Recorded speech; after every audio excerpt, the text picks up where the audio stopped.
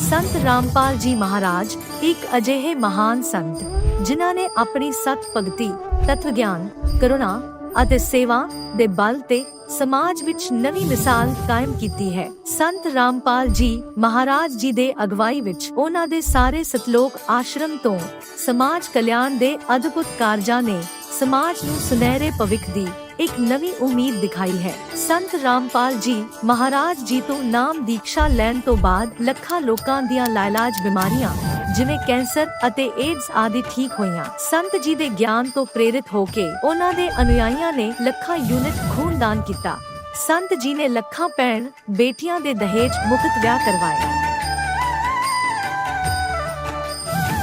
ਸੰਤ ਜੀ ਨੇ ਲੱਖਾਂ ਲੋਕਾਂ ਦਾ ਨਸ਼ਾ ਛੁਡਾਇਆ, ਕਰੋੜਾਂ ਉਜੜੇ ਪਰਿਵਾਰ ਵਸੇ। ਸੰਤ ਜੀ ਦੇ ਆਸ਼ਰਮਾਂ ਵਿੱਚ ਸਮਾਗਮਾਂ ਦੇ ਦੌਰਾਨ ਨਿਸ਼ੁਲਕ ਅੱਖਾਂ ਦਾ ਇਲਾਜ ਅਤੇ ਦੰਦਾਂ ਦਾ ਇਲਾਜ ਕੀਤੇ ਜਾਂਦੇ ਹਨ। ਸੰਤ ਰਾਮਪਾਲ ਜੀ ਮਹਾਰਾਜ ਵੱਲੋਂ ਸਮੇਂ-ਸਮੇਂ ਤੇ ਵਾਤਾਵਰਣ ਸੰਭਾਲ ਮੁਹਿੰਮ ਦੇ ਤਹਿਤ ਵੱਡੇ ਪੱਧਰ ਤੇ ਰੁੱਖ ਲਗਾਏ ਜਾਂਦੇ ਹਨ। ਸੰਤ ਜੀ ਨੇ ਲੋੜਵੰਦਾਂ ਨੂੰ ਤੁਰੰਤ ਸਹਾਇਤਾ ਪਹੁੰਚਾਉਣ ਲਈ ਮੁਫਤ ਐਂਬੂਲੈਂਸ ਸੇਵਾ ਸ਼ੁਰੂ ਕੀਤੀ। ਸੰਤ ਜੀ ਆਪਣੇ ਅਨੁਯਾਈਆਂ ਨੂੰ ਦੇ ਦਾਨ ਲਈ ਪ੍ਰੇਰਿਤ ਕਰਦੇ ਹਨ, ਜਿਸ ਨਾਲ ਮਾਨਵਤਾ ਦੀ ਸੇਵਾ ਅਤੇ ਸਿਹਤ ਸੇਵਾਵਾਂ ਦੇ ਖੇਤਰ ਵਿੱਚ ਸੁਧਾਰ ਹੋ ਸਕੇ। ਸੰਤ ਰਾਮਪਾਲ ਜੀ ਮਹਾਰਾਜ ਜੀ ਦੇ ਸਾਰੇ ਆਸ਼ਰਮਾਂ ਵਿੱਚ ਹਰ ਰੋਜ਼ ਮੁਫਤ ਭੰਡਾਰਾ ਆਯੋਜਿਤ ਕੀਤਾ ਜਾਂਦਾ ਹੈ, ਜਿੱਥੇ ਹਰ ਧਰਮ, ਹਰ ਵਰਗ ਅਤੇ ਹਰ ਜਾਤ ਦੇ ਲੋਕ ਇਕੱਠੇ ਬੈਠ ਕੇ ਭੋਜਨ ਕਰਦੇ ਹਨ।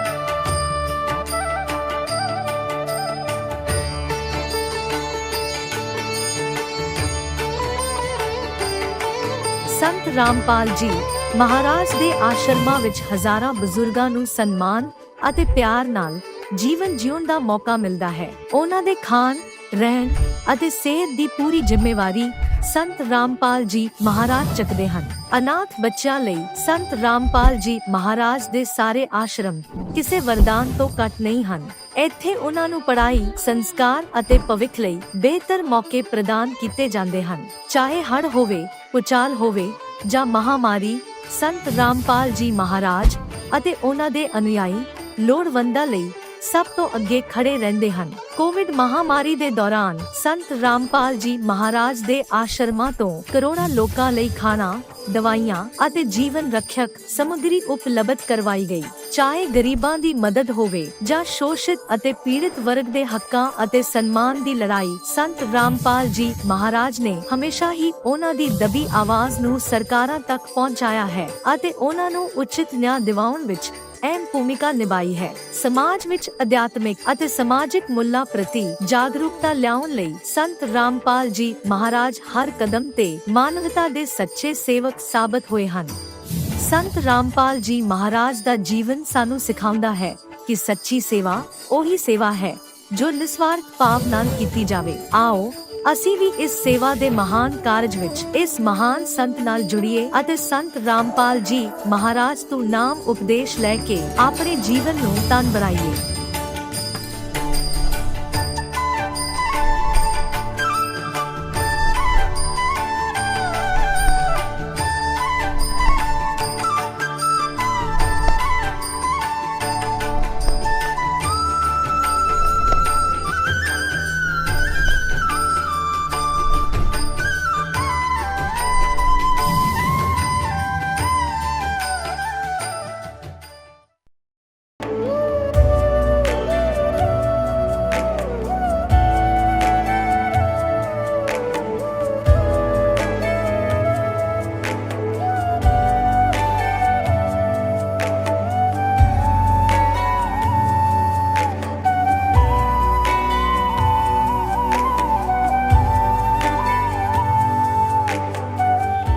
पवित्र श्रीमद् भागवत गीता, पवित्र चारों वेद, पवित्र कुरान शरीफ, पवित्र बाइबल, पवित्र गुरु ग्रंथ साहिब, पवित्र कबीर साहिब की वाणी में छुपे हुए गूढ़ रहस्य अर्थात तत्व को जानने के लिए कृपया अवश्य सुनिए जगत गुरु तत्वदर्शी संत रामपाल जी महाराज के मंगल प्रवचन। दर्शकों, अगर क्या हो जब एक परिवार जिसे हम अपना सब कुछ मानते हैं बिखर जाए, गृह क्लेश और तनाव इस कदर बढ़ जाएं, ऐसी ही कहानी है छत्तीसगढ़ की गीता दासी जी की। उनका परिवार बिखर चुका था, बेटा खो गया, पति ने साथ छोड़ दिया और ऊपर से भूत प्रेत की बाधाओं ने उन्हें घेर लिया। शारीरिक समस्याओं ने उनकी जिंदगी को और कठिन बना दिया। हालात ऐसे थे कि रात हो तो दिन ना हो और दिन हो तो रात ना हो। हर वक्त तनाव और क्लेश ने उन्हें सोचने पर मजबूर कर दिया कि आखिर जिंदगी में अब बचा क्या है। लेकिन जब गीता जी को मिला आध्यात्मिक ज्ञान, उनकी जिंदगी ने एक नई दिशा पकड़ी। उन्हें समझ आया कि उनकी तकलीफों का असली कारण क्या था और इससे बाहर निकलने का रास्ता क्या है। आज गीता जी खुशहाल हैं, संतुष्ट हैं। तो आइए सुनते हैं गीता जी की अद्भुत कहानी, उनकी अपनी जुबानी। नमस्कार जी। नमस्ते सर। क्या नाम है माता जी आपका? गीता दासी। माता जी आप कहाँ से हैं? मैं छत्तीसगढ़ जिला कोरबा से आई हूँ। माता जी, संत रामपाल जी महाराज जी से नाम उपदेश आपने कब लिया? 2019 को। संत रामपाल जी महाराज जी से नाम दीक्षा लेने से पहले आप क्या कोई भक्ति साधनाएं भी किया करती थी? हाँ सर, मैंने बहुत भक्ति की है, मुझे कोई नहीं लाभ मिलता। मैं दुर्गा की पूजा करती थी, ब्रह्मा विष्णु महेश सब पूजा करते थे। मैं चर्च जितने भी हैं जो पृथ्वी में देवी देवता तो सबके मैं पूजा करके थक चुकी थी। मैं बहुत दुखी रहती थी। तो जैसा कि आपने बताया कि आप बहुत ज़्यादा परेशान थी, आपने सभी की पूजा करके देख ली, तो क्या दुख थे आपको? सर पहले बात तो ये है, हमारे घर में कलेश होता था। कलेश इतना कलेश होता था, जब रात होती तो मैं प्रार्थना करती थी, हे भगवान दिन ना हो, और दिन होते तो कहती थी हे भगवान रात ना हो। इसलिए कि रात निकल जाते थे अच्छे से तो दिन की मार पड़ती थी, और दिन निकल जाते अच्छे से तो रात को मार पड़ती थी। तो मैं पूरा दिन यही विनती करती थी, हे मालिक आज का दिन तो अच्छा निकल गया, रात कैसा निकलेगा। तो रात निकालने के लिए हे मालिक तुम दया करना दाता, ऐसे मैं रोज़ बोलती थी। देवी देवता के बारे में तो मुझे कुछ भी पता नहीं था कि कौन मुझे साथ देगा, कौन देवी देवता कैसे पूजा करूँगी। ऐसी पूजा करती थी, अनपढ़ गाँठ जैसे बनती थी। जैसे शिव जी में जल चढ़ाना, जैसे दुर्गे के पास जाके घंटी उंटी बजा के आरती हुआ घुमा घूमी के आ जाओ। ऐसे में जगह जगह गिड़गड़ाती थी, जाती थी, मुझे कोई लाभ नहीं मिलता था कहीं से भी। सर मैं इतना बीमार थी, पहले तो मैं बताती हूँ, गुरु बनाए हमने, वो क्या कहते हैं प्रेम रावत के सत्संग में जुड़े। बोले कि वहाँ पे जाओगे, प्रेम रावत के सत्संग सुनोगे, भक्ति करोगे तो तुम्हें लाभ मिलेगा।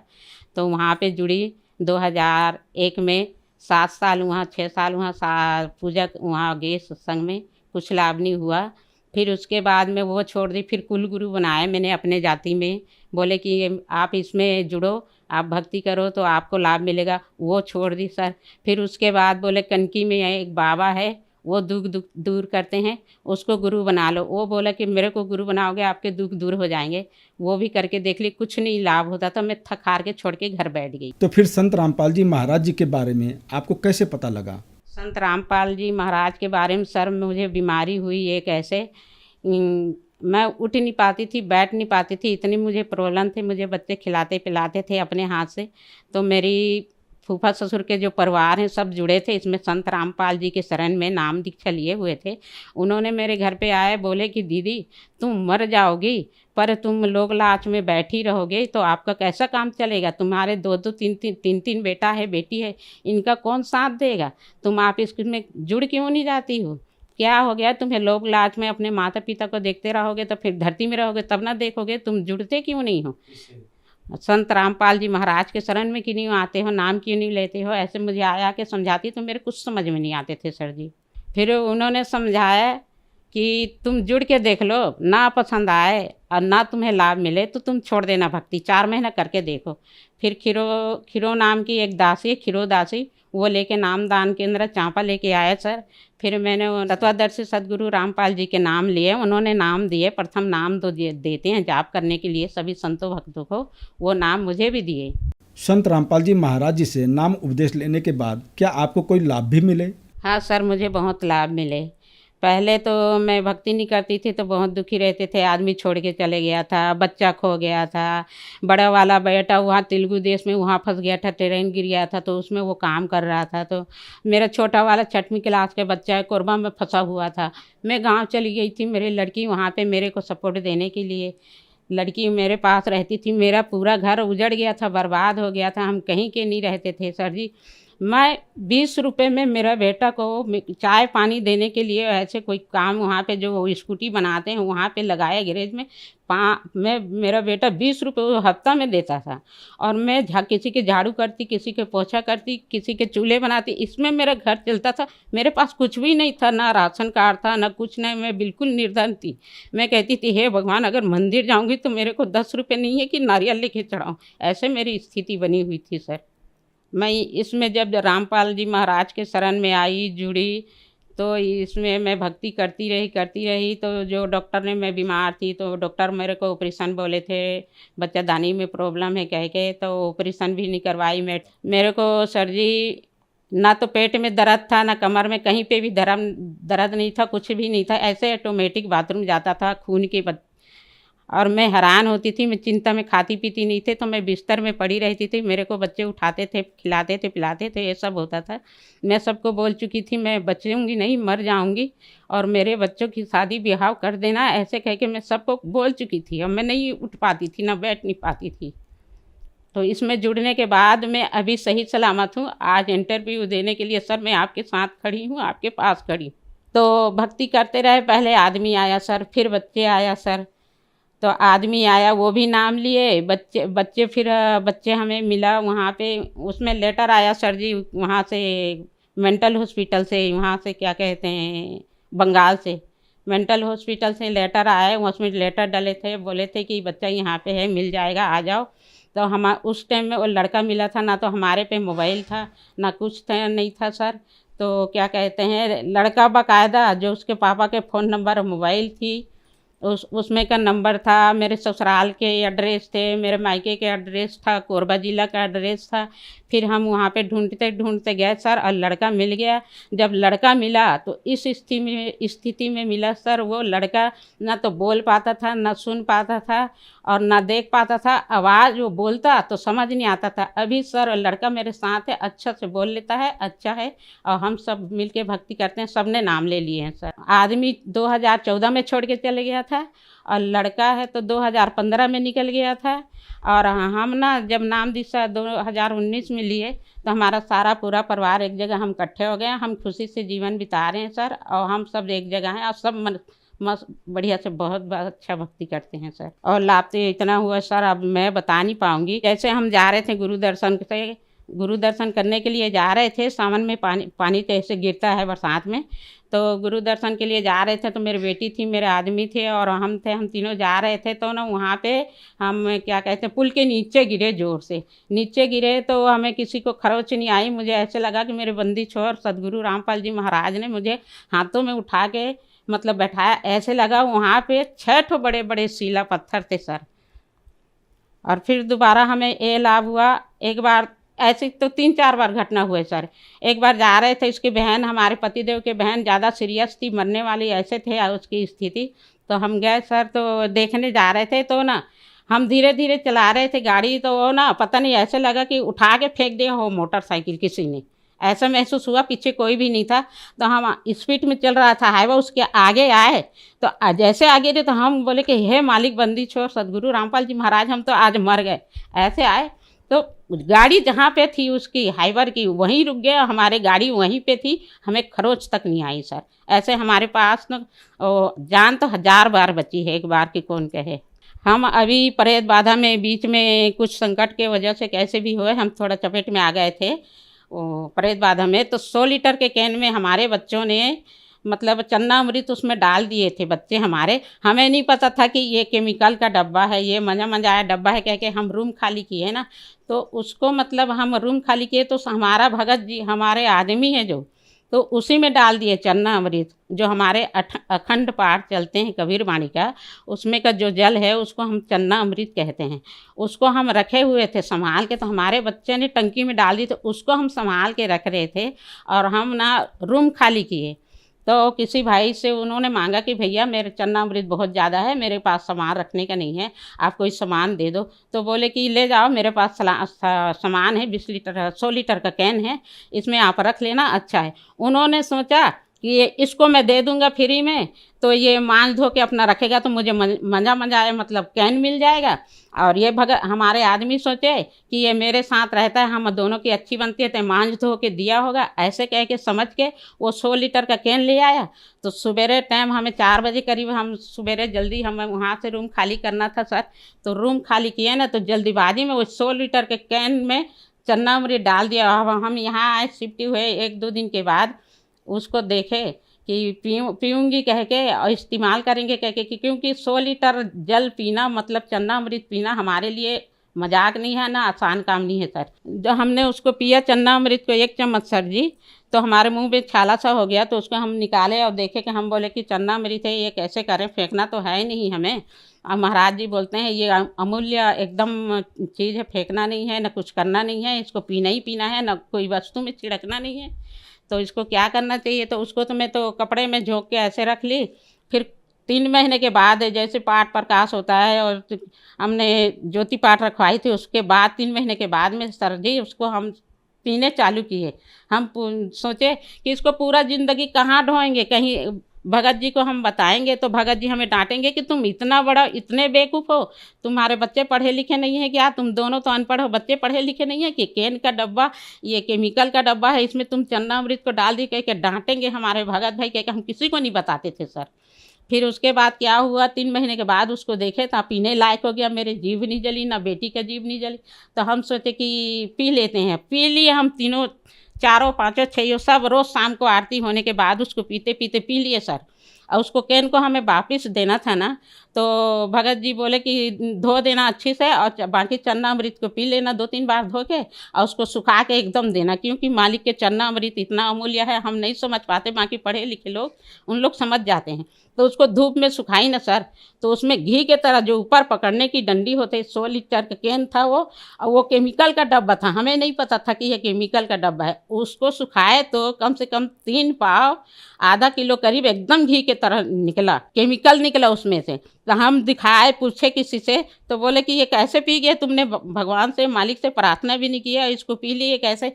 तो पहले हमने गलती की थी, तभी हमने सर प्रार्थना तो कर चुके थे मालिक से, अब उसमें से पिए हम, बिल्कुल सही है। और जहाँ पे मैं सुखाई थी कैन के डिब्बा को, वहाँ पे घी निकला था ना, उसमें कीड़े मकोड़े मच्छर सारा चीज़ सर जी उसमें से सब खत्म हो गए थे।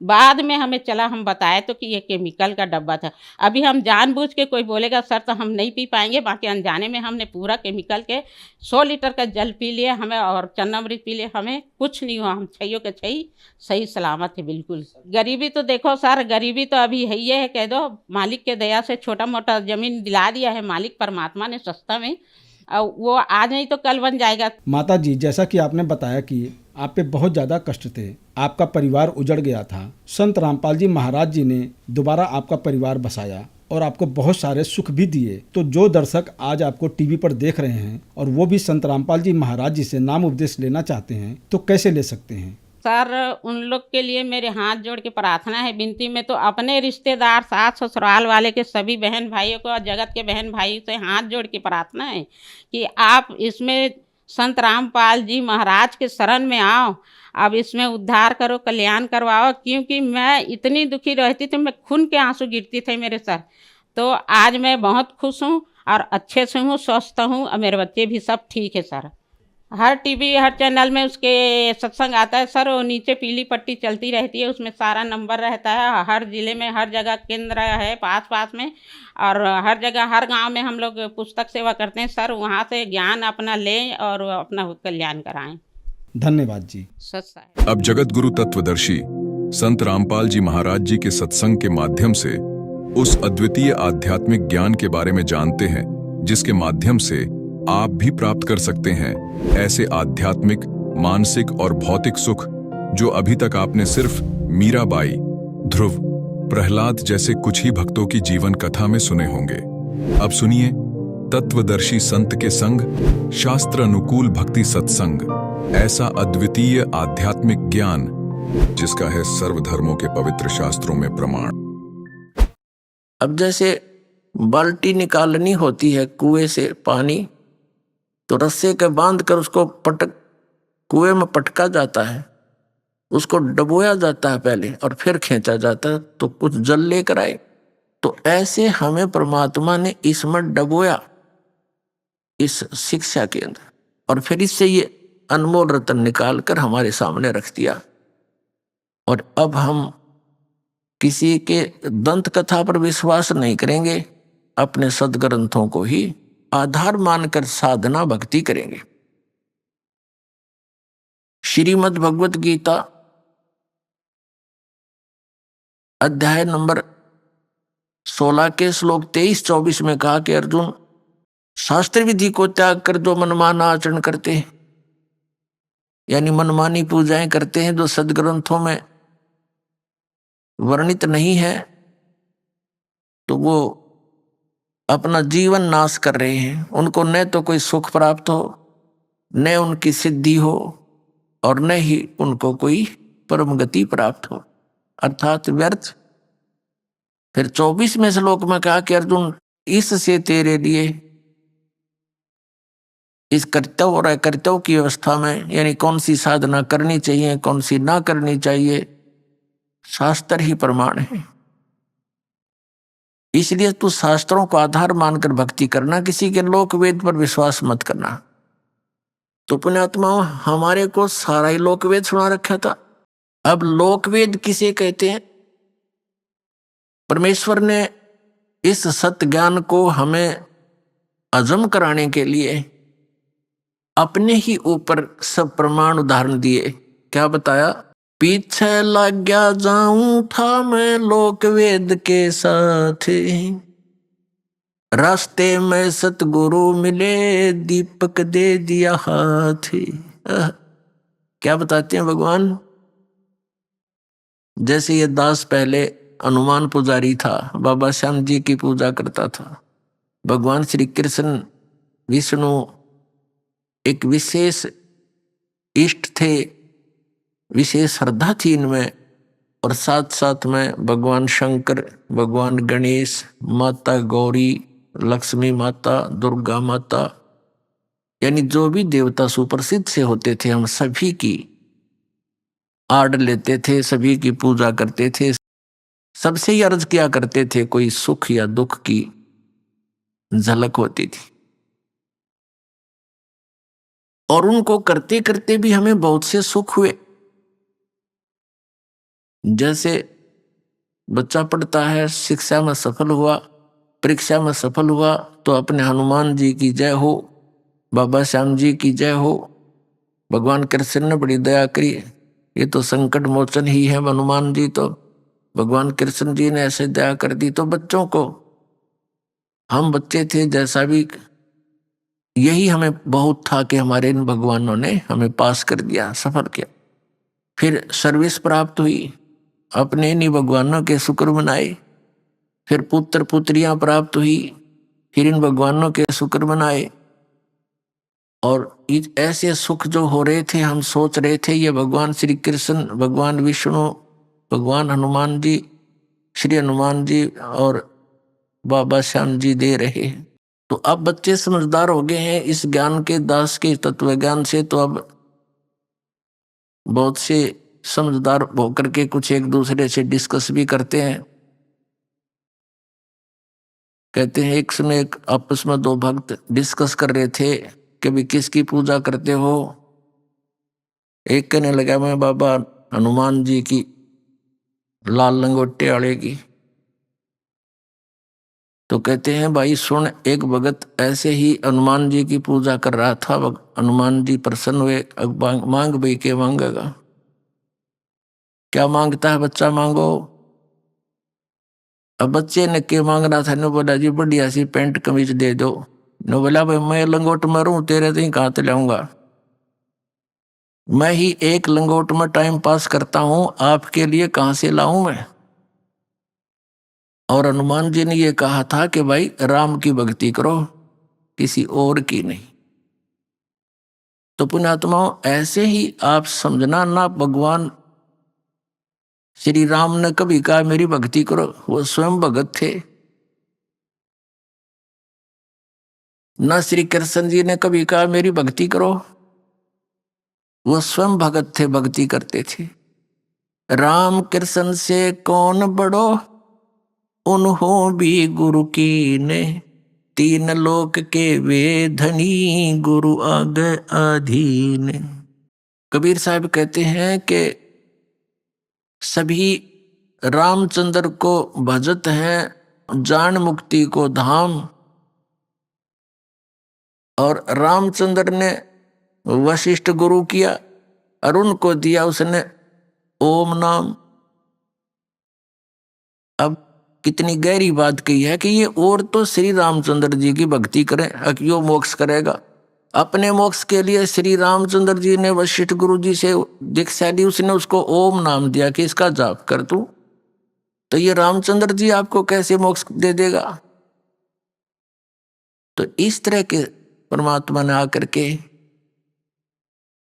ये उदाहरण, अनमोल ज्ञान, सूक्ष्म वेद प्रदान किया। परमेश्वर ने जो अपने मुख कमल से ज्ञान कहा, स्वयं आकर के उसको सूक्ष्म वेद बोलते हैं, उसको पांचवा वेद कहते हैं, उसको सच्चिदानंद घन ब्रह्म की वाणी कहते हैं। तो पुण्यात्माओं, जो प्रसंग चल रहा है कि परमात्मा ने कहा कि पीछे लग गया जाऊं था लोक वेद के साथ, रास्ते में सतगुरु मिल गए, ये दीपक दे दिया हाथ। अब अंधेरे में जा रहे थे, दिशा मिली नहीं, क्योंकि हम भक्ति के सफर के हम यात्री हैं। और हम जिस सफर, भक्ति वाले सफर पर चल रहे थे, आगे चलकर हम जैसे भी साधनाएं कर रहे थे, आगे चलकर परमात्मा यानी सतगुरु मिल गए। उन्होंने हमें तत्व ज्ञान रूपी दीपक दे दिया। इस तत्व ज्ञान रूपी दीपक की रोशनी में हमें पता चला कि हमारी दिशा गलत है, और जिन भगवानों को हम अजरो अमर मानकर और मुक्ति का धाम मानकर, मोक्षदायक मानकर, संकट निवारण करने वाले मानकर हम इन पर आश्रित थे, वो हमारी आंखें खुल गई। अब जैसे श्रीमद् भगवत गीता अध्याय नंबर 2 के श्लोक नंबर 46 में कहा कि अर्जुन, बहुत बड़े जलाशय की प्राप्ति के उपरांत एक छोटे जलाशय में जैसी आस्था रह जाती है, ठीक उसी प्रकार उस परमात्म, पूर्ण परमात्मा के गुणों से, उसके तत्व ज्ञान से परिचित होने के बाद अन्य ज्ञानों में, अन्य भगवान देवताओं में ऐसी आस्था आपकी रह जाएगी। कैसे रहेगी कि जैसे एक छोटा सा तालाब होता है, जलाशय, एक वर्ष वर्षा ना हो तो सूख जाता है, उस पर आश्रित प्राणी भी उसका संकट का सामना करते हैं और वहां पर तड़फ तड़फ कर मर जाते हैं। और एक इतना बड़ा सरोवर हो, इतनी बड़ी झील हो, 10 वर्ष भी वर्षा ना हो तो भी उसका जल समाप्त नहीं हो, और वो मिल जाए उन प्राणियों को। एक बहुत पुराने समय की जब ये गीता बोलेगी, उस समय पूरा ही मानव समाज इन सरोवरों पर आधारित था, तालाबों पर आधारित था। इतना गंद नहीं था जो अब है। घास फूस बहुत होता था, जलाशय बहुत बड़े बड़े होते थे, कुछ छोटे भी होते थे, तो आसपास वर्षा होती थी, जड़ी बूटियों पर वर्षा हुआ जल उसके अंदर आकर के मिल जाता था, और वो वर्षों से, 1 वर्ष तक, और बड़ी झील होती तो कई वर्षों तक वो खराब नहीं होता था। तो उसी में स्नान भी करते थे, उसी से पानी भी जल भी पीते थे, और छोटी मोटी कोई बगीची वगैरह भी लगाते थे, तो उसी से ही सिंचाई वो करते थे। तो ऐसे वो अपना निर्वाह करते थे, झोंपड़ियां डालकर उसके आसपास रहा करते थे। तो कहने का भाव ये है कि हमने जब ये तत्व ज्ञान हुआ और फिर आप जी के समक्ष ये डंडोरा पीट दिया, तो उस समय हम छोटे जलाशयों पर आश्रित थे। श्री ब्रह्मा जी, श्री विष्णु जी, श्री शिव जी, ब्रह्मा जी की तो हम पूजा कराए नहीं करते, ये तो हमारे धर्म गुरुओं ने बता दिया था कि ये पूजा के योग्य नहीं है, इसकी पूजा बंद कर रखी है। शक्ति ने इसको श्राप दे दिया था, तेरी पूजा जग में नहीं होगी। फिर ये 2 भगवान शेष बचे, भगवान विष्णु और शंकर जी, इनकी पूजाएं हम करते थे। तो ये भगवान बुरे नहीं है, लेकिन ये हमारे लिए सफिशिएंट नहीं, पर्याप्त नहीं है। जैसे उस जलाशय का, छोटे जलाशय का जल वो बुरा नहीं था, लेकिन वो पर्याप्त नहीं था। उसमें कभी भी आपत्ति का सामना करना पड़ सकता था। वो स्वयं भी सूख जाता है और उसके आश्रित भी तड़प तड़प कर भुगत कर मर जाते हैं। तो इसलिए वो बुरे नहीं थे। और ऐसा कौन अनजान होगा जिसने बड़ी लेक मिल जा और फिर जोड़ पर बैठा रहे उस तालाब पर, पता नहीं कब वर्षा ना हो तो समाप्त हो जाए। ऐसा अनजान कोई नहीं होगा। तो परमात्मा ने कहा है कि पीछे लग गया जाऊं था मैं लोक वेद के साथ, रास्ते में सतगुरु मिल गए, दीपक दे दिया हाथ। अब जैसे ये इस एक छोटे जलाशय को, जिसमें 1 वर्ष के बाद वर्षा ना होने से वो सूख जाए उसका जल, और उसको कोई ये बता रहा है कि ये तो 100 वर्ष भी नहीं सूखा है, ये कभी सूखता ही नहीं, ऐसी कोई व्याख्या कर रहा है, तो कितना या तो वो स्वार्थी है या कोई शराबी या कति महामूर्ख। 1 वर्ष वर्षा ना हो उस सूखने वाले को कोई ये कहे कि 100 वर्ष वर्षा ना हो तो बिना सूखते ये तो ऐसा जलाशय है। तो ये इस 3 टाइप का व्यक्ति हो सकता है, या तो कति अज्ञानी, या कहीं कोई बांग पी रहा है, या कोई बकवादी है, स्वार्थी है कि यहीं पड़े रहे, तेरी दुकान चलती रहे। तो पुण्यात्मा, हमारे धर्म गुरुओं ने हमारे साथ ऐसा कर रखा था, पवित्र हिंदू धर्म के इन आचार्यों और शंकराचार्यों और इन गुरुओं ने, ब्राह्मणों ने। पुण्यात्माओं, हम भक्ति मार्ग से दूर हो गए और आपस में हम इन ऐसे लड़ते रहे जैसे हिंदू और मुसलमानों का आपस में झगड़ा कराना इन हमारे धर्म गुरुओं का, दोनों धर्म गुरुओं का, हिंदुओं का और मुसलमानों का कर्तव्य बन गया था। कोई जरा सी कोई बात कह दे सच्चाई तो उसको मार दो, काट दो, हमारे धर्म की बेइज्जती कर दी। ये शिक्षा दे रखी हमारे तो, आपस में कट मरना, लड़ मरना। पहले बात को सुने, समझे, तय तक जावे, जो फैसला ले। तो ऐसा हमारा इन्होंने अंडोला बना रखा था। तो अपने आत्मा थोड़ा समझना पड़ेगा, गहराई से सोचना पड़ेगा। तो यहां ब्राह्मण शब्द का अर्थ किसी जाति विशेष से नहीं है। ब्राह्मण वही है, जैसे अब परंपरागत तरीके से हम देखें तो पंडित यानी ब्राह्मण उसको कहते हैं जिसने किसी एक विषय में कोई उसका जो सफलता प्राप्त कर रखी हो, उसको पंडित बोलते हैं। जैसे शास्त्री कहते हैं, पहले पंडित की उपाधि प्राप्त करने वाला एक विषय का आचार्य होता था। वो 2 का भी हो सकता था, 3 विषयों पर भी वो पंडित हो सकता है। पंडित माने विद्वान व्यक्ति। तो दास का जो सत्संग के वचन जो होंगे परमात्मा कबीर जी द्वारा बताए हुए, और केवल उन्हीं को असर करेंगे जो गुरु पद पर बैठे हैं, चाहे वो किसी भी जाति मजहब के हैं। जो मिसगाइड कर रहे हैं परमात्मा के बच्चों को, तो उन गुरु कहो, उन्हें ब्राह्मण कहो, उन्हें पंडित कहो। हिंदू धर्म के गुरु जो थे ब्राह्मण कहलाते थे। ब्राह्मण सोए जो ब्रह्म पहचाने, यानी ब्राह्मण का अर्थ है जिसने भगवान को जान लिया, वो ब्राह्मण है। तो हम उन गुरुओं को ब्राह्मण कहो चाहे गुरु कहो, क्योंकि गुरु वही होता जिसने भगवान को अच्छी तरह समझा, जाना, सिलेबस को पढ़ा हमारे सदग्रंथों में। तो दास का उद्देश्य उन ब्राह्मणों से नहीं है जैसे कोई वैद था और बहुत बड़ा अच्छा मास्टर था अपने जॉब का, नब्ज पकड़ता था, बीमारी जान लेता था, औषधि देता था, स्वस्थ हो जाते थे। तो इतना प्रसिद्ध हो गया। फिर उनकी 1-2 पीढ़ी भी थोड़ा बहुत कार्य, 1-2 बच्चा उस वैद्य के कार्य को करता रहा। तो उन सभी उनके वंशजों को, आने वाली पीढ़ियों के सभी बच्चों को ये कहने लगे ये वैद्य है। और वो भी फिर अपने आप को वैद कहने लगे, एक सरनेम सा बन गया। हालांकि वो आज भी विद्यमान है ऐसे बच्चे जो वैद लिखते हैं अपना सरनेम, और वो जानते नहीं पेट के दर्द की दवाई औषधि, और वो भी वैद कहलाते हैं।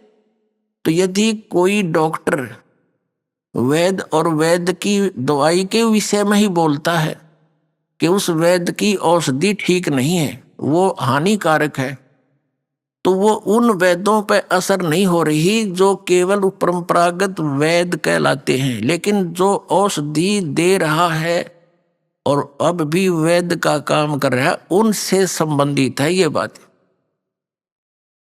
जैसे मेरे पूज्य गुरुदेव जी ये इस परंपरागत वैद की तरह ब्राह्मण जाति से थी, लेकिन वो कभी अपने आप को पंडित ब्राह्मण नहीं कहते थे। कहता मेरा जन्म ब्राह्मण वर्ण में है, लेकिन मैं पंडित नहीं, ब्राह्मण नहीं हूं। वैद की दृष्टांत से आप अच्छी तरह समझ गए होंगे कि कोई व्यक्ति डॉक्टर की कोई औषधि नहीं जानता है और 2-4 गोली याद कर ली टेबलेट के नाम, तो वैद नहीं बन जाता वो।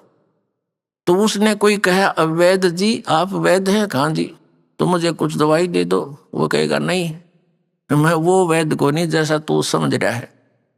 तो यही बात हमारे पूज्य गुरुदेव जी कहा करते थे कि मैं वो ब्राह्मण ना हूं जैसा तुम सब समझते हो, मैं संत हूं।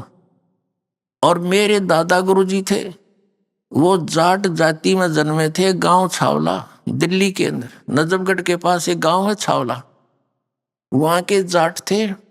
और हमारे परदादा गुरुजी गरीबदास जी के पंथ के संत थे, और वो 16 वर्ष की आयु में ही गांव से बाहर का बाहर खेतों से ही उसकी बातों से प्रभावित होकर उसके साथ चला गया था।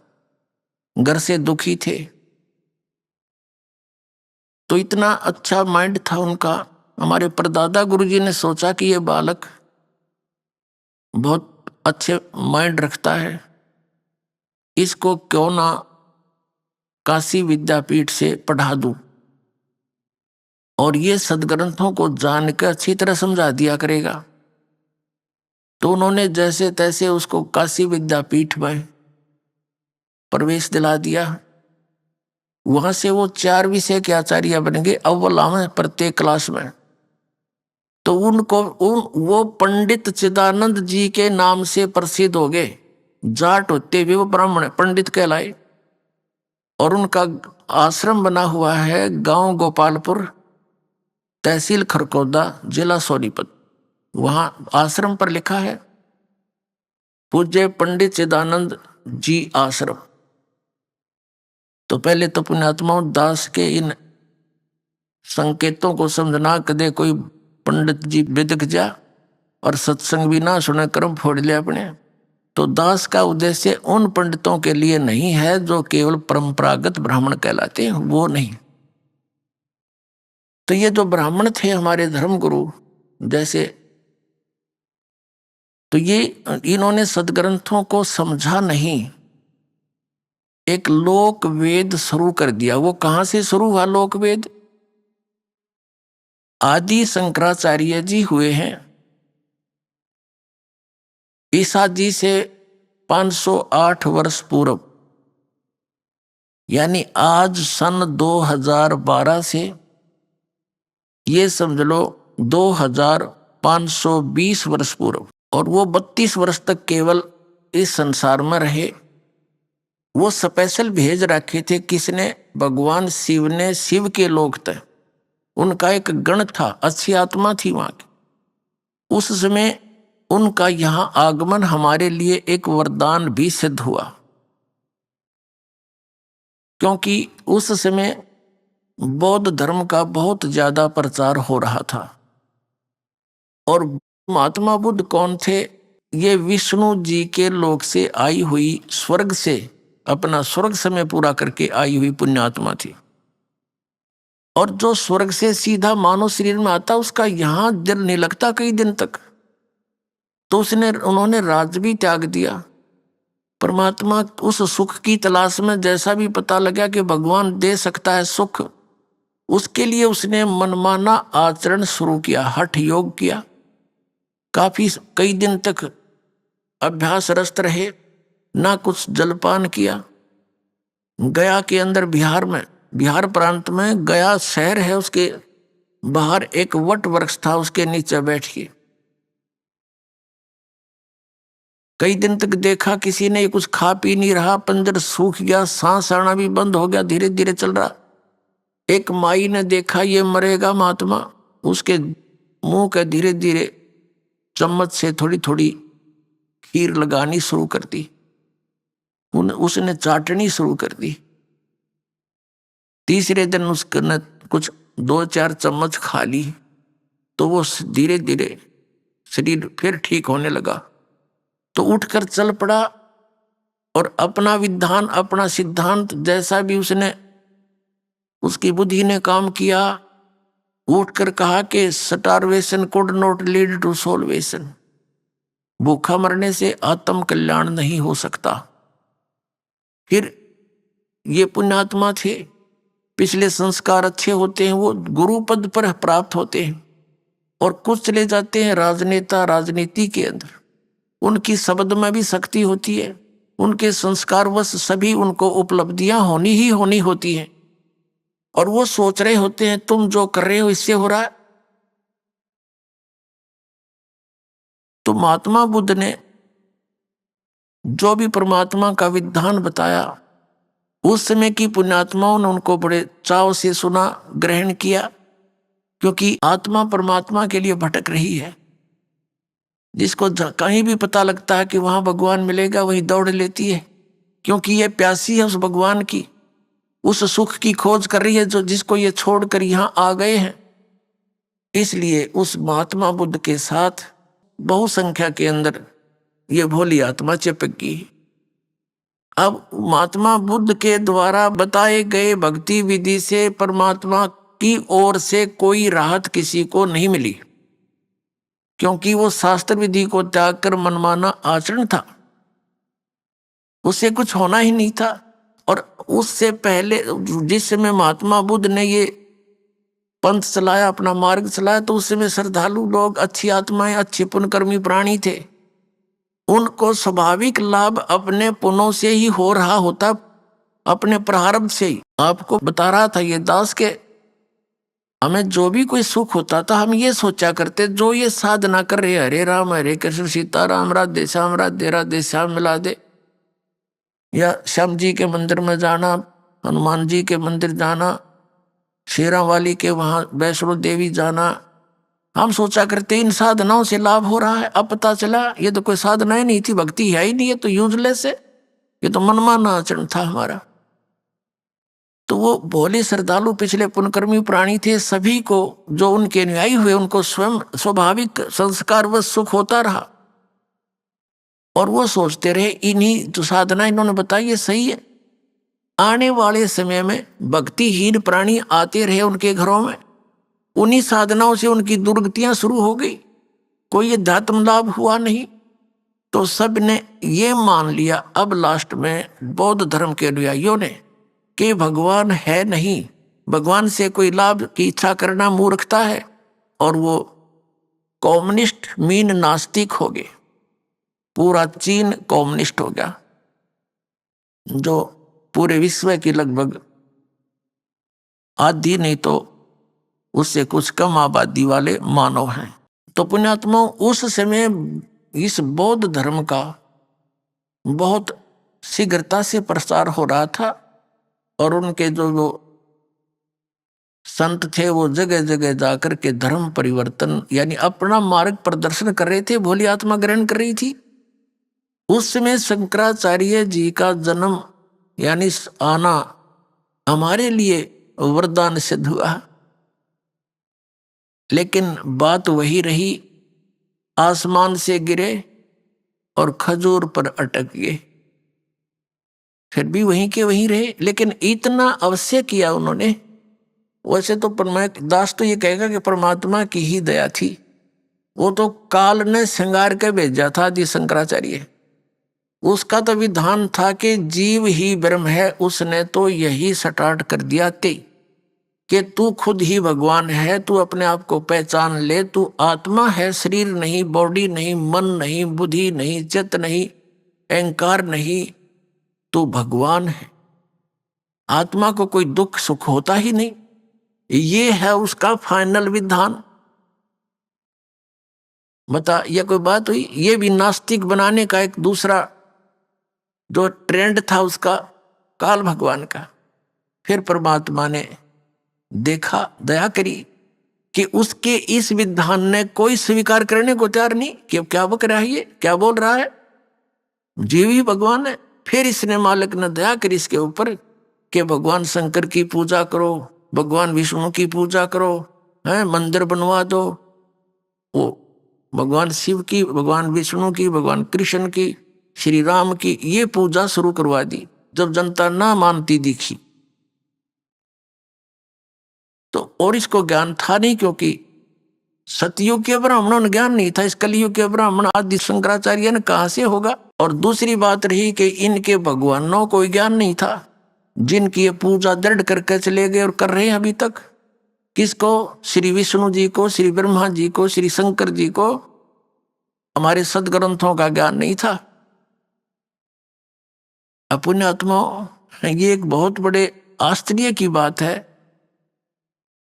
और दास सरलता से कह देता है, क्योंकि मुझे पूर्ण विश्वास हो चुका है परमात्मा के ज्ञान का, अध्यात्म मार्ग का।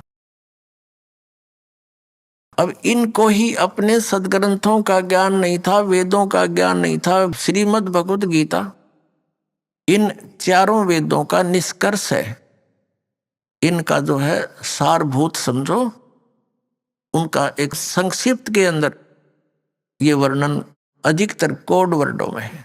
वेदों से तो परिचित हो ही नहीं, क्योंकि वो तो आपके पहुंच से ही बाहर हो गए। लेकिन श्रीमद् भगवत गीता भी परमात्मा ने दया करी, इस काल भगवान से बुलवा दी श्री कृष्ण में प्रवेश करके। न युद्ध के अंदर ज्ञान का के मेल, दोनों तरफ हथियार लिए खड़े, वहां ज्ञान बोला जा रहा है। ये परमात्मा ने दया बख्शी और इसका अपने रिमोट से इसको वहां सारा कुछ बुलवा दिया। और ये भी कहा दिया कि मैं तो काल हूं भाई, और मेरी शरण में रहना तो युद्ध तुझे करना ही पड़ेगा। और यदि तुझे परम शांति चाहिए तो उस परमेश्वर की शरण में जा जो परम शांतिदायक है। उसके विषय में स्वयं कह दिया कि मैं नहीं जानता, चौथे अध्याय के 34वें श्लोक में। उसको तो तू किसी तत्वदर्शी संतों के पास जाकर उस तत्व ज्ञान को समझ, जिस तत्व ज्ञान में उस परमेश्वर ने स्वयं आकर अपनी महिमा की जानकारी दे रखी है, वो सच्चिदानंद घन ब्रह्म की वाणी है, उसको समझ। तो पुण्यात्मा, इस आदि शंकराचार्य जी ने अपना तो सिद्धांत बता दिया कि अहम ब्रह्मास्मि, अयम आत्मा ब्रह्म, तत्वमसि, प्रज्ञानम ब्रह्म। इन्होंने 4 मठ स्थापित किए, 4 पीठ स्थापित की, पूर्व पश्चिम उत्तर दक्षिण में। इनके न्यारे न्यारे अपने पदाधिकारी शंकराचार्य बना दिए। उनको प्रत्येक को एक एक वेद कि तू सिर्फ इस वेद को पढ़ेगा, इसका प्रचार इस क्षेत्र में करेगा, और ये तेरा मंत्र है अयम आत्मा ब्रह्म।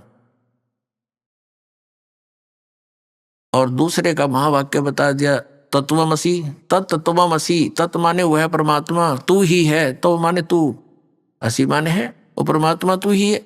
अहम ब्रह्मास्मि, मैं ही ब्रह्म हूं, मैं ही परमात्मा हूं। और अयम आत्मा ब्रह्म, ये आत्मा ही परमात्मा है। फिर भक्ति की क्या आवश्यकता रहेगी?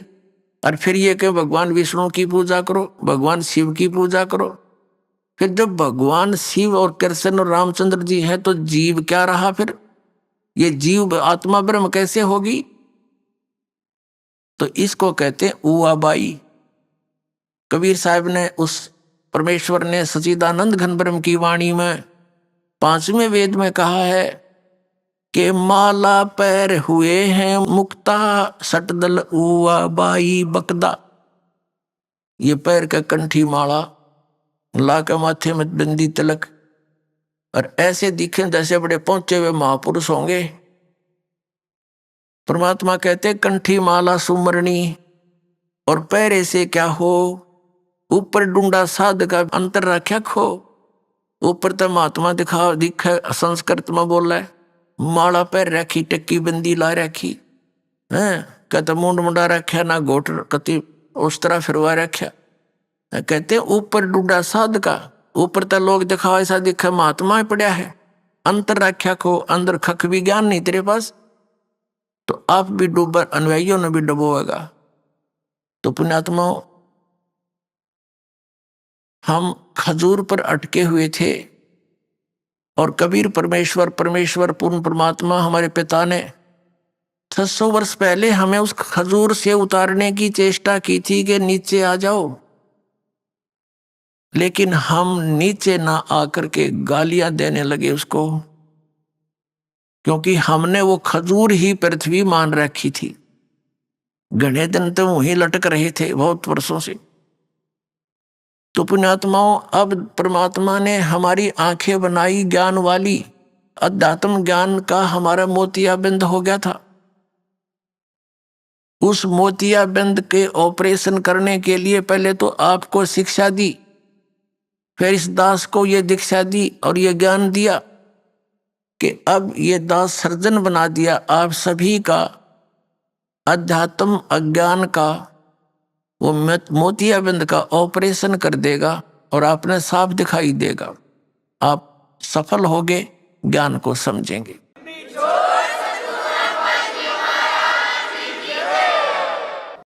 उसके लिए आप जी ने थोड़ा धैर्य रखना पड़ेगा, क्योंकि ये ज्ञान एक ही दिन में समझ में आने वाला नहीं है। 1-2 घंटे के सत्संग में आपको ये समझ में आने वाला नहीं है, लेकिन कहते हैं धीरे धीरे रे मना और धीरे सब कुछ हो, माली सींचे 100 घड़ा, समय आए फल हो। तो धीरे धीरे इसको सुनते रहना, आपको बहुत राहत मिलेगी, ज्ञान भी मिलेगा। तो प्रसंग चल रहा है कि एक तो दास ने यहां एक शब्द बोल दिया कि इन शंकराचार्यों और हमारे धर्मगुरुओं मंडलेश्वरों, इन महंतों संतों को तो ज्ञान होगा कहाँ। जिन भगवानों की ये पूजा दृढ़ करते हैं और कराते हैं, हमें बता रहे हैं ऐसा करो, उनको ज्ञान नहीं अध्यात्म। तो ये बात बड़ी खटके की है और बहुत बड़ा विवाद पैदा कर सकती है यदि दास इसका रिमोट, इसका स्विच नहीं दबाएगा। तो अर्थात आपको सच्चाई नहीं दिखाएगा तो आम व्यक्ति न सोचेगा ये तो झूठ बोलता है रामपाल। अभी आपने सुने संत रामपाल जी महाराज के मंगल प्रवचन। आइए अब सुनते हैं संत रामपाल जी महाराज से नाम दीक्षा लेकर सतभक्ति करके अद्भुत लाभ प्राप्त करने वाले अनुयायी के विचार। नमस्कार जी। नमस्कार जी भगत जी। ਤੁਹਾਡਾ ਕੀ ਨਾਮ ਹੈ ਜੀ? ਟਿੰਕੂ ਦਾਸ ਜੀ। ਟਿੰਕੂ ਜੀ, ਤੁਸੀਂ ਕਿੱਥੇ ਦੇ ਰਹਿਣ ਵਾਲੇ ਹੋ? ਅਸੀਂ ਪਹਿਲੋਂ ਬਿਆਰ 'ਚ ਰਹਿੰਦੇ ਸੀਗੇ। 12 ਸਾਲ ਦੀ ਉਮਰ ਵਿੱਚ ਜ਼ਿਲ੍ਹਾ ਜਲੰਧਰ, ਪਿੰਡ ਸੰਗੋਵਾਲ ਆ ਗਏ ਜੀ। ਸੰਤ ਰਾਮਪਾਲ ਜੀ ਮਹਾਰਾਜ ਜੀ ਤੋਂ ਨਾਮ ਦੀਕਸ਼ਾ ਲੈਣ ਤੋਂ ਪਹਿਲਾਂ ਤੁਸੀਂ ਕਿਹੜੀ ਭਗਤੀ ਸਾਧਨਾ ਕਰਦੇ ਸੀ? ਅਸੀਂ ਪਰਮਾਤਮਾ ਤੋਂ ਨਾਮ ਲੈਣ ਤੋਂ ਪਹਿਲਾਂ ਨਾ ਇਹ ਜਗਤ ਵਾਲੇ ਜਿਹੜਾ ਦੀਵਾਲੀ, ਦੁਸਹਿਰਾ ਇੱਦਾਂ ਕੁਝ ਕਰਦੇ ਹੁੰਦੇ ਸੀਗੇ ਅਤੇ ਚਿੰਤਪੁਰਨੀ ਜਾਣਾ, ਜਵਾਲਾ ਜੀ ਜਾਣਾ, ਹਰੇਕ ਥਾਂ ਗਿਆ। ਮਤਲਬ ਬਹੁਤ ਤੰਗੀ ਸੀਗੀ ਸਾਨੂੰ, ਬਹੁਤ ਹੀ ਮਤਲਬ ਦੁੱਖ, ਰੋਟੀ ਨਹੀਂ ਮਿਲਦਾ ਸੀਗਾ ਸਾਨੂੰ ਅਤੇ ਹਾਲਾਤ ਇੰਨੇ ਮਾੜੇ ਸੀਗੇ। ਦੁੱਖ, ਮੇਰੀ ਪਹਿਲੀ ਜਨਾਨੀ ਵੀ ਮਰ ਗਈ, ਪੂਰਾ ਹੋ ਗਿਆ। 7 ਦਿਨ ਵਿਆਹ ਕੇ 7ਵਾਂ ਦਿਨ 6 ਦਿਨ ਵਿਆਹ ਸਾਡੇ ਨਾਲ ਰਿਹਾ ਅਤੇ 7ਵੇਂ ਦਿਨ ਉਹਨਾਂ ਨੇ ਉਹ ਖਤਮ ਹੋ ਗਿਆ। ਉਸ ਤੋਂ ਬਾਅਦ ਸਾਡਾ ਮਤਲਬ ਨੁਕਸਾਨ ਹੀ ਹੁੰਦਾ ਰਿਹਾ, ਉਹ ਲਾਭ ਕੋਈ ਵੀ ਨਹੀਂ। ਮਤਲਬ 10-10 ਹਜ਼ਾਰ ਦਾ ਤਵੀਜ਼ ਲਿਆ ਕੇ ਬੰਦੇ ਹੁੰਦੇ ਸੀਗੇ, ਮਤਲਬ ਕੋਈ ਵੀ ਲਾਭ ਨਹੀਂ, ਮਰਨ ਵਾਲੇ ਸੀਗੇ ਅਸੀਂ। ਤੁਹਾਡੇ ਜੀਵਨ ਦੇ ਵਿੱਚ ਜਿਵੇਂ ਤੁਸੀਂ ਦੱਸਿਆ ਕੋਈ ਲਾਭ ਨਹੀਂ ਮਿਲਿਆ, ਤੁਹਾਡੇ ਜੀਵਨ ਦੇ ਵਿੱਚ ਕੀ ਕਸ਼ਟ ਚੱਲ ਰਹੇ ਸੀਗੇ ਜਿਹਦੇ ਕਰਕੇ ਤੁਸੀਂ ਸੰਤ ਰਾਮਪਾਲ ਜੀ ਮਹਾਰਾਜ ਜੀ ਤੋਂ ਨਾਮ ਦੀਕਸ਼ਾ ਲੈਣ ਦਾ ਸੋਚਿਆ? ਅਸੀਂ ਇਹਨਾਂ ਬਾਰੇ, ਪਰਮਾਤਮਾ ਬਾਰੇ ਮੈਨੂੰ ਕੁਝ ਪਤਾ ਹੀ ਹੈ ਨਹੀਂ ਸੀਗਾ ਅਤੇ ਕਸ਼ਟ ਇਹ ਸੀਗਾ ਕਿ ਅਸੀਂ 6 ਦਿਨ ਮੇਰਾ ਵਿਆਹ ਹੋਇਆ ਅਤੇ 7ਵਾਂ ਦਿਨ ਮੇਰੀ ਘਰ ਦੀ ਪੂਰਾ ਹੋ ਗਿਆ। ਟ੍ਰੇਨ 'ਤੇ ਹੀ ਬਿਹਾਰ ਤੋਂ ਆਉਂਦੇ ਸੀਗੇ, ਟ੍ਰੇਨ 'ਤੇ ਹੀ ਪੂਰਾ ਹੋ ਗਿਆ ਅਤੇ ਫਿਰ ਉਹਨਾਂ ਦਾ ਸੰਸਕਾਰ ਅਸੀਂ ਇਕੱਲੇ ਨੇ ਕਰਤਾ। ਡੈਡੀ ਜੀ ਪੈਸੇ ਲੈਣ ਚਲੇ ਗਏ ਸੀਗੇ ਬਿਹਾਰ ਅਤੇ ਉਹ ਆਇਆ। ਉਸ ਤੋਂ ਬਾਅਦ ਅਸੀਂ ਦੂਜਾ ਵਿਆਹ ਕਰਾਇਆ। ਕਰਨ ਤੋਂ ਬਾਅਦ ਫਿਰ ਇੱਕ ਭਰਾ ਮੇਰਾ ਨਾ 10ਵੀਂ 'ਚ ਪੜ੍ਹਦਾ ਸੀਗਾ, ਉਹਨੂੰ ਵੀ ਮਤਲਬ ਸਾਰੇ ਟੱਬਰ ਗਿਆ ਵਿਸਾਖੀ ਵਾਲੇ ਦਿਨ ਬਾਡੀ ਕਰਨ ਤੇ ਸਾਰੇ ਟੱਬਰ ਰੋਟੀ ਖਾਂਦੇ ਸੀ। ਮੇਰੇ ਟਾਈਮ ਜਦੋਂ ਮੈਂ ਰੋਟੀ ਖਾਣ ਲੱਗਿਆ ਤਾਂ ਆਪਦੇ ਭਰਾ ਨੂੰ ਦੱਸਿਆ ਕਿ ਤੁਸੀਂ ਦੇਖੋ ਜੀ ਰੋਟੀ ਪਾਣੀ ਲਿਆਓ ਮੇਰੇ ਭਰਾ ਤੇ ਮੈਂ ਰੋਟੀ ਖਾਵਾਂ। ਤਾਂ ਉਹ ਰੋਟੀ ਪਾਣੀ ਲੈਣ ਗਿਆ ਕਿ ਮਤਲਬ ਉੱਥੇ ਕੋਈ ਇੱਦਾਂ ਦੀ ਚੀਜ਼ ਚੱਕ ਕੇ ਸਿੱਟ ਦਿੱਤਾ, ਉਹ ਜਾਂਦਾ ਹੀ ਰਹਿ ਗਿਆ ਤੇ ਉਹਦੀ ਵੀ ਮੌਤ, ਮਤਲਬ ਹਰ ਸਾਲ ਹੀ ਮੌਤ ਹੁੰਦਾ ਸੀ ਮੇਰੇ ਘਰੇ, ਵੱਡਾ ਹੋਵੇ ਛੋਟਾ ਹੋਵੇ ਕੋਈ ਵੀ ਹੋਵੇ। ਤੇ ਉਹ ਪਰਮਾਤਮਾ ਦੇ ਮਤਲਬ ਹਰ ਸਾਲ ਹੀ ਕੋਈ ਬਚਾਉਣ ਵਾਲਾ ਹੀ ਹੈ ਨਹੀਂ ਸੀਗਾ। ਤੇ ਮਾਲਕ ਦਾ ਇਹ ਪੁਸਤਕ ਮਿਲਿਆ ਗਿਆਨ ਸੌਦਾਗਰ ਕੋ ਸੰਦੇਸ਼ ਪੁਸਤਕ, ਜਿਹੜਾ ਉਹ ਪੁਸਤਕ ਪੜ੍ਹਨ ਤੋਂ ਬਾਅਦ ਇੱਕ ਵਾਰ ਪੜ੍ਹਿਆ, ਕੋਈ ਸਮਝ ਮੈਨੂੰ ਨਹੀਂ ਲੱਗਿਆ। तो उस तो बाद दूजा पढ़ एक बार होर पढ़िया, वो तो बाद समझ लग्या कि मालक आया होया है, मालक आया है, इसार आया है बरवाला च। ते मैनू इसार दा पता है नहीं सीगा। ते उत्थे असीं गया, नहीं मैनू कोई चीज़ दा पता किधरले पासे हैगा या नहीं हैगा, या पर इसार ते बस मिलिया, टेंपू मिलिया, असीं सारे टब्बर कोई बचाउण वाला ही है नहीं सीगा। मैनू बड़ी दुख सीगा। तवीज़ बन्ने हुए सीगे, गले 10-10 हज़ार का तवीज़ बन्निया सीगा, उड़ जांदा सीगा पूतां नूं जदों पूजदे सीगे, कोई बचाउण वाला है नहीं सीगा। वो मालक दे घरे गए असीं तो उन्होंने नामदान दवाया। जदों उन्होंने तवीज़ साडा वड्डण लग्या तो असीं बोलिया कि नहीं ये ना वड्डो तुसीं तवीज़, तो फिर मेरे आत्मा खेडण लग पऊगा सारे टब्बर नूं। तो फिर उन्होंने विश्वास दिवाया कि इत्थे परमात्मा दे घरे आए हैं तो इन्हां ने मतलब तेनू कोई कष्ट नहीं होना हैगा आ, ते नाम ले लो। नाम उत्थे ले लिया। उस दा दिन नाम लेने तो बाद बड़ी मौज परमात्मा ने कीता हैगा आ सानू। ਜਦੋਂ ਤੁਸੀਂ ਨਾਮ ਦੀਕਸ਼ਾ ਲੈ ਲਈ 10-10 ਹਜ਼ਾਰ ਰੁਪਏ ਦੇ ਜਿਹੜੇ ਤਵੀਜ਼ ਤੁਸੀਂ ਕਰਵਾ ਕੇ ਪਾਏ ਹੋਏ ਸੀਗੇ ਸਤਲੁਕ ਆਸ਼ਰਮ ਬਰਵਾਲੇ ਵਿੱਚ ਤੁਹਾਡੇ ਕਢਵਾ ਦਿੱਤੇ ਗਏ, ਕੀ ਨਾਮ ਦੀਕਸ਼ਾ ਲੈਣ ਤੋਂ ਬਾਅਦ ਚੋਂ ਜਿਹੜੀ ਤੁਹਾਡੀ ਭੂਤ ਪ੍ਰੇਤ ਦੀ ਵਾਧਾ ਸੀਗੀ ਉਹ ਠੀਕ ਹੋਈ? जी हाँ जी, ठीक होया बहुत ही। मतलब ਕਿੰਨੇ ਪੈਸੇ ਦੇ ਵਿੱਚ ਸਤਲੁਕ ਆਸ਼ਰਮ ਬਰਵਾਲੇ ਦੇ ਵਿੱਚ ਤੁਹਾਨੂੰ ਨਾਮ ਦਿੱਤਾ ਗਿਆ? एक भी रुपये नहीं दिता, फ्री उन्होंने मतलब लंगर खवाया, नामदान दिवाया, सारा कुछ सो बिस्तरा दिता सोन नूं, ते एक भी रुपया उन्होंने नहीं दिता मैनू। असी कुछ नहीं दिता उन्होंने। ਤੁਹਾਨੂੰ ਇੰਟਰਵਿਊ ਦੇਣ ਲਈ ਕਿੰਨੇ ਪੈਸੇ ਦਿੱਤੇ ਗਏ? एक भी रुपये नहीं जी। ਫਿਰ ਤੁਸੀਂ ਇੰਟਰਵਿਊ ਦੇਣ ਲਈ ਕਿਸ ਲਈ ਆਏ? ਅਸੀਂ मतलब परमात्मा ਦਾ ਕਿਰਪਾ ਇੰਨਾ ਹੋਇਆ ਨਾ, ਤੋ ਅਸੀਂ ਆਪਣਾ ਦੁੱਖ ਗਿਣਾਉਣ ਆਏ ਕਿ ਇਹ ਮਾਲਕ ਦੇ ਵਿੱਚ ਜੁੜਨ ਦਾ ਫਾਇਦਾ ਅਸੀਂ ਦੱਸਣ ਆਏ ਕਿ ਹੋਰਾਂ ਨੂੰ ਵੀ ਲਾਭ ਹੋਊਗਾ। ਇੰਨਾ मतलब ਫਾਇਦਾ ਹੋਇਆ ਕਿ ਅਸੀਂ ਇੱਕ ਗੱਡੀ ਲੈ ਲਿਆ ਤੇ ਮੈਨੂੰ ਗੱਡੀ ਚਲਾਉਣ ਨਹੀਂ ਆਉਂਦਾ ਸੀਗਾ ਤੇ 5000 ਰੁਪਏ ਕਿਸ਼ਤ ਹਰ ਮਹੀਨੇ ਸੀਗੀ ਛੋਟੀ ਹਾਥੀ ਦੀ। ਤੇ ਉਧਰ ਸਤਸੰਗ ਬਰਵਾਲਾ ਵਿੱਚ ਚੱਲ ਰਿਹਾ ਸੀਗਾ ਤੇ ਮੇਰਾ ਥੋੜਾ ਜਿਹਾ ਆਖ ਲੱਗਿਆ ਤੇ ਮਾਲਕ ਮੈਨੂੰ ਕਹਿੰਦਾ ਕਿ ਤੂੰ ਕਰ ਚੱਲ, ਕਰ ਜਾਂਦੇ ਹੀ ਤੈਨੂੰ ਗੱਡੀ ਚਲਾਉਣਾ ਆ ਜਾਊਗਾ।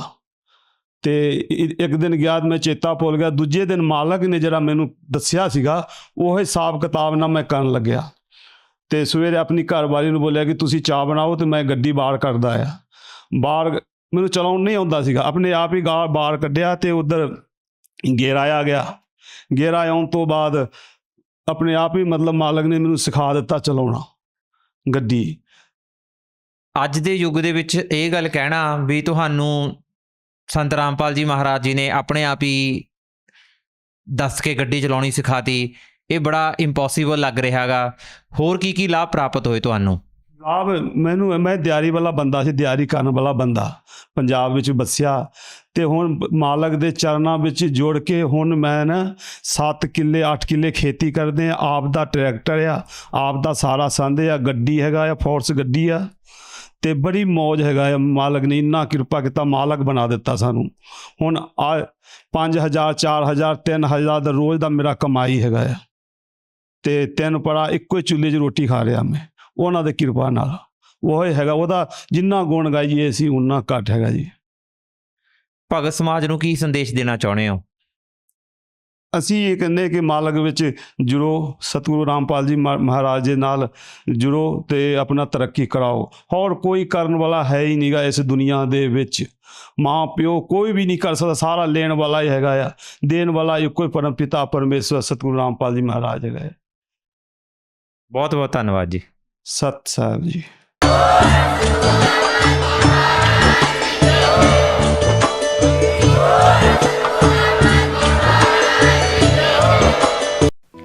आप सुन रहे थे जगत गुरु तत्वदर्शी संत रामपाल जी महाराज के मंगल प्रवचन। अधिक जानकारी के लिए संपर्क करें।